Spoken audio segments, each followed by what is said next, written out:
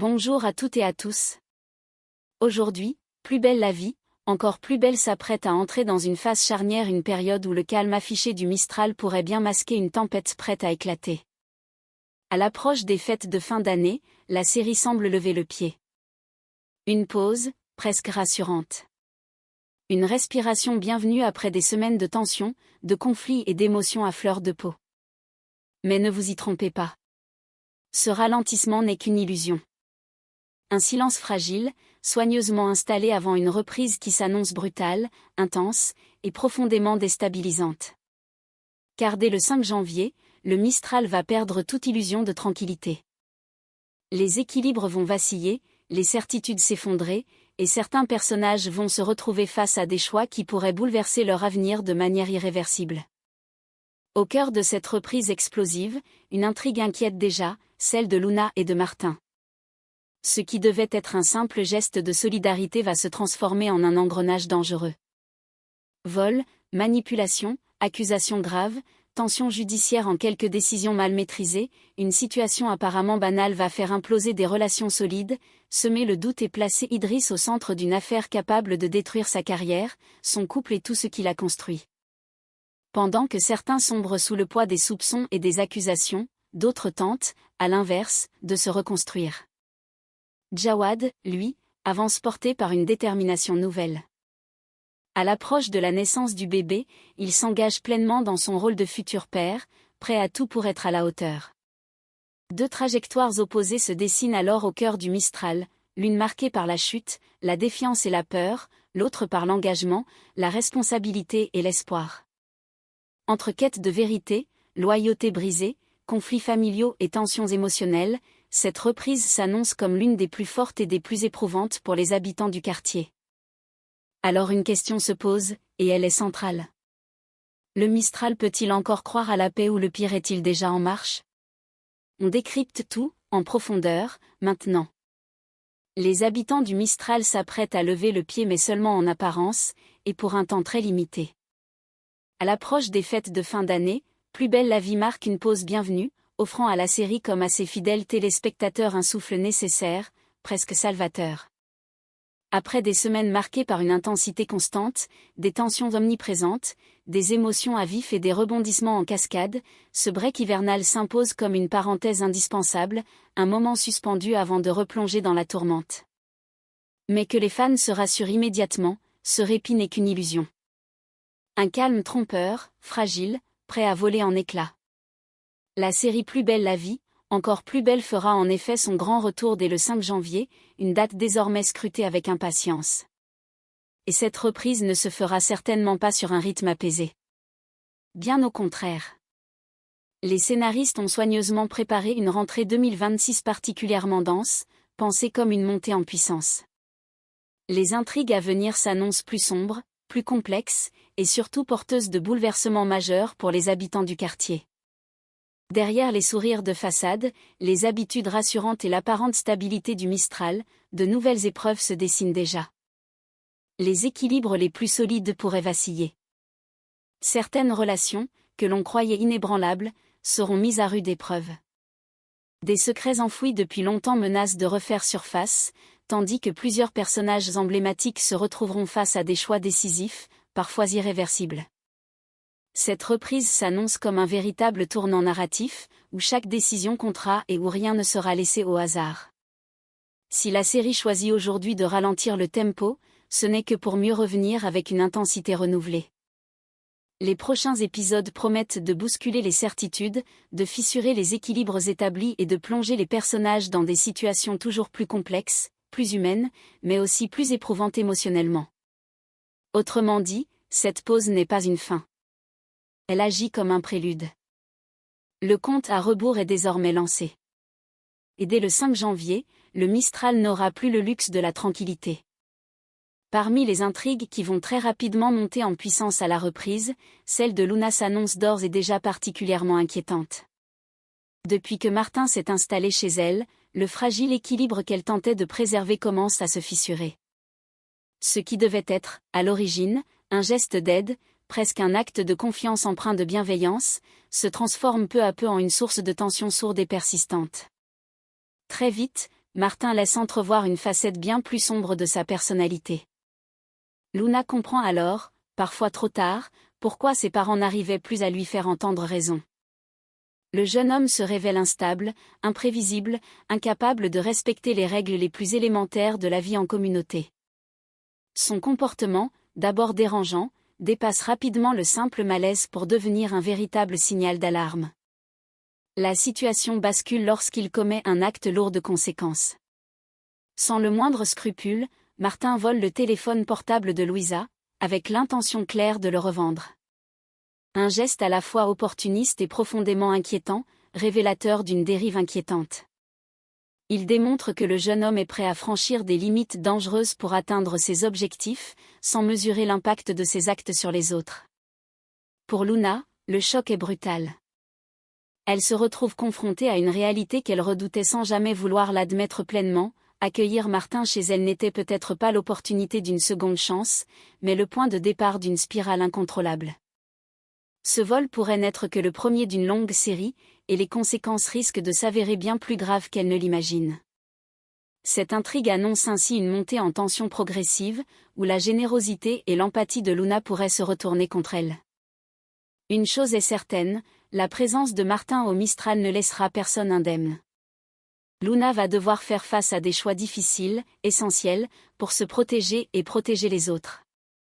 Le geste de Martin n'est pas motivé par une cupidité pure et assumée, mais par une logique profondément tordue qui en dit long sur sa manière de penser. Son objectif est précis, revendre le téléphone volé afin de récupérer de l'argent et acheter un cadeau à Lucie.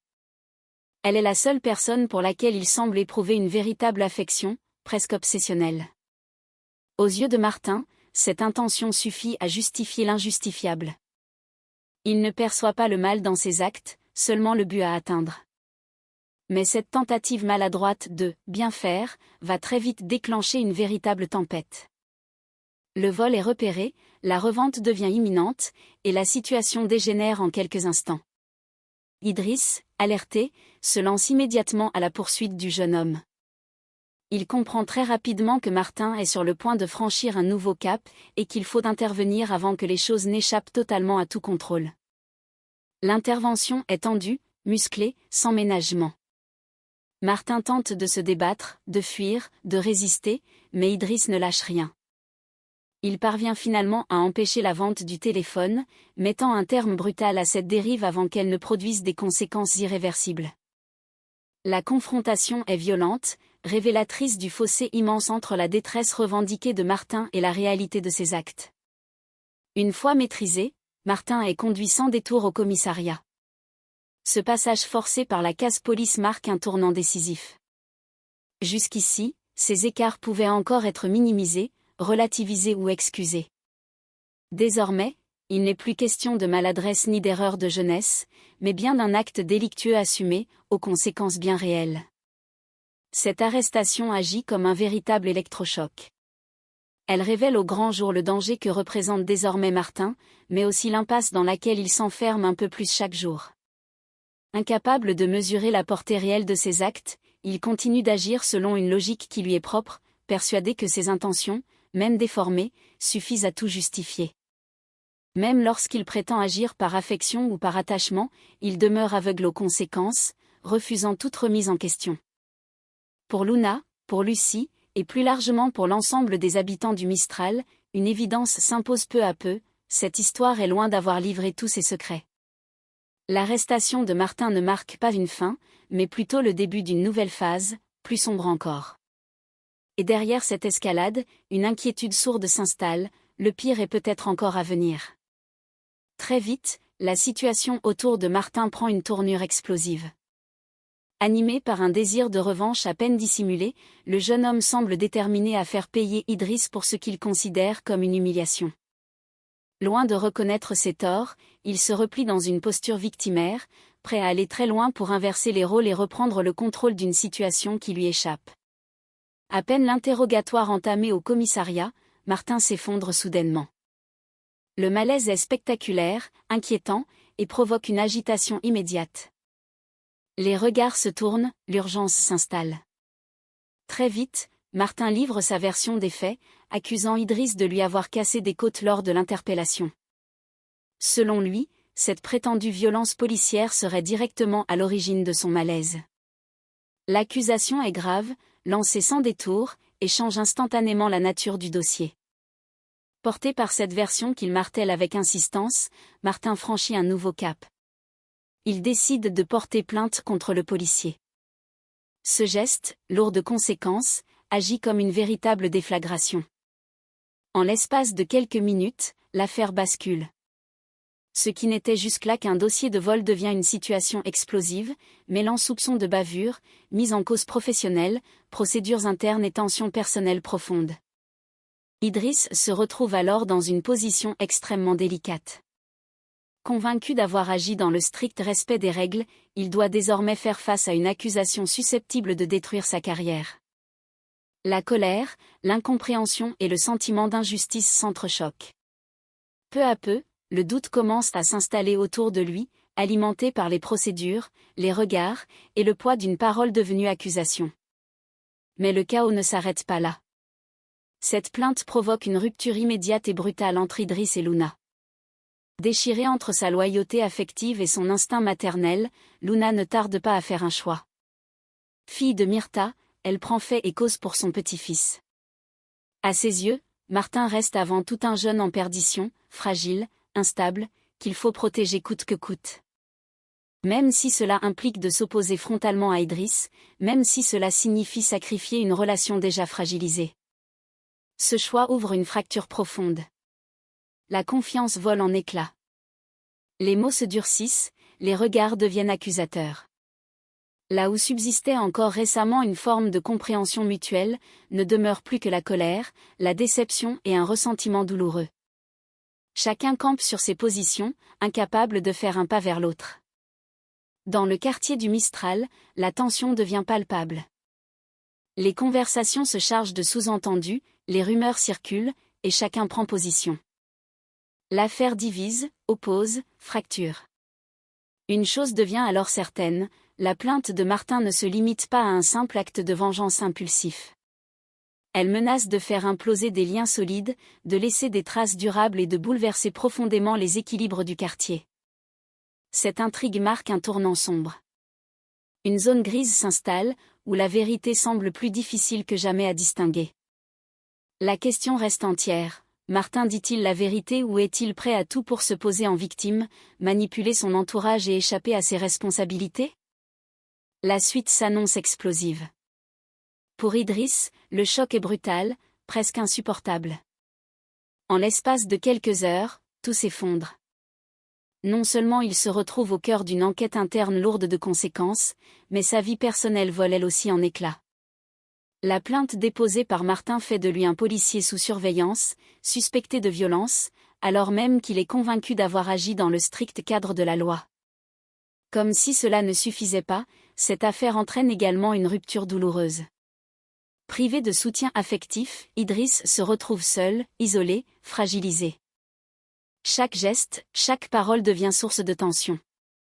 Désormais, il doit affronter non seulement une procédure qui menace sa carrière, mais aussi un vide émotionnel profond, dans un environnement où la confiance semble s'être définitivement fissurée. Désormais, chaque geste, chaque parole d'Idriss est scrutée avec une attention presque obsessionnelle. Rien ne lui est plus accordé spontanément. Le moindre regard, la moindre décision professionnelle semble devoir être justifiée, analysée, parfois même suspectée. Cette pression constante devient d'autant plus difficile à supporter qu'une nouvelle recrue fait son arrivée au commissariat. Une présence en apparence anodine, mais qui agit comme un révélateur supplémentaire de son malaise. Le regard neuf de ce collègue, encore vierge de toute histoire avec le Mistral, ravive ses peurs les plus profondes. Idriss ne peut s'empêcher d'y voir un miroir cruel, celui d'un policier encore intact, sans soupçon ni zone d'ombre. Et si l'opinion se retournait définitivement contre lui? Et s'il n'avait plus les moyens de prouver sa bonne foi dans un système qui semble déjà douter, parfois sans même l'écouter? Cette crainte s'installe insidieusement, grignotant peu à peu ce qu'il lui reste de certitude. La question devient alors centrale, presque obsédante, Idriss parviendra-t-il à démontrer son innocence avant que cette affaire ne détruise sa carrière et ce qu'il lui reste de repères personnels, professionnel, humain? Pendant ce temps, une autre trajectoire se dessine, à l'exact opposé de ce chaos judiciaire. Jawad, lui, est animé par une détermination nouvelle, presque apaisante. À l'approche de la naissance du bébé, il se fixe un objectif clair et inébranlable, être à la hauteur. Il veut devenir le meilleur père possible, apprendre, anticiper, se préparer à chaque étape, sans rien laisser au hasard. Cette perspective agit comme une métamorphose. Derrière son tempérament parfois impulsif, on découvre un homme prêt à se remettre en question, à grandir, à assumer pleinement ce nouveau rôle qui s'impose à lui. Alors que certains personnages luttent pour sauver leur honneur, leur liberté ou leur avenir, Jawad avance avec une seule priorité, construire, protéger, être présent. Deux trajectoires parallèles se dessinent ainsi au cœur du Mistral.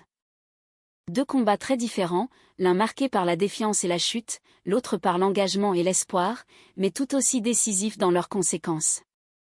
La reprise de Plus belle la vie, encore plus belle s'annonce ainsi intense, portée par des enjeux forts, où se mêlent quête de justice, fracture sentimentale et désir profond de renouveau. Le Mistral n'a clairement pas fini d'être secoué. Peu à peu, Jawad s'impose comme un pilier rassurant. Plus attentif que jamais, il veille sur Ariane avec une délicatesse touchante. Rien n'est laissé au hasard. Il surveille de près son alimentation, s'informe, anticipe les moindres besoins, et s'investit pleinement dans cette grossesse qui transforme son quotidien autant que sa vision de l'avenir. Sa volonté d'être irréprochable va même plus loin, puisqu'il envisage de prendre des cours de préparation à l'accouchement. Un engagement sincère, profond, qui révèle un homme prêt à assumer son rôle de futur père avec sérieux, humilité et tendresse. Mais pendant que Jawad construit et se projette vers l'avenir, une autre intrigue s'assombrit dangereusement. Yann décide de faire valoir ses droits concernant Elena. Une démarche qui, aussi légitime soit-elle à ses yeux, agit comme un véritable séisme émotionnel pour Chloé. Déstabilisée, bouleversée, elle se retrouve plongée dans un profond désarroi. Elle vacille, tiraillée entre ses peurs, ses responsabilités, et la crainte viscérale de perdre ce qui lui est le plus précieux. Cette décision risque de raviver de vieilles blessures encore mal refermées et de remettre en question des équilibres déjà fragiles. Entre la douceur d'un futur qui se prépare avec espoir et la brutalité de conflits qui ressurgissent sans prévenir, le Mistral continue de naviguer sur une ligne de crête, oscillant sans cesse entre lumière et tourmente. Rendez-vous très bientôt pour découvrir la suite de Plus belle la vie, encore plus belle, où chaque choix comptera plus que jamais, et où aucune décision ne restera sans conséquence. Et au fond, c'est peut-être là que Plus belle la vie, encore plus belle touche le plus juste. Quand les apparences se fissurent, quand la frontière entre le bien et le mal devient floue, quand chacun agit convaincu d'avoir raison, ce sont les liens humains qui paient le prix fort. La confiance se fragilise, l'amour se heurte à la peur, la loyauté se transforme en conflit. Et au Mistral, personne n'en sort jamais totalement indemne. Entre une accusation qui peut briser une carrière, une générosité qui se retourne contre celle qui l'a offerte, un jeune homme enfermé dans sa propre logique, et un futur père qui tente, à l'inverse, de construire quelque chose de solide et de juste, cette reprise nous rappelle une chose essentielle, chaque choix, même animé de bonnes intentions, peut avoir des conséquences irréversibles. Rien n'est simple. Rien n'est totalement blanc ou noir. Et parfois, le plus grand danger ne vient pas de la violence visible, mais des silences, des non-dits, et des blessures que l'on refuse de regarder en face. Une chose est certaine, le Mistral entre dans une zone de turbulence où la vérité sera mise à l'épreuve, où les masques tomberont, et où chacun devra assumer le poids de ses décisions. La suite s'annonce intense, troublante et profondément humaine. Et vous allez voir, rien ne se passera comme prévu.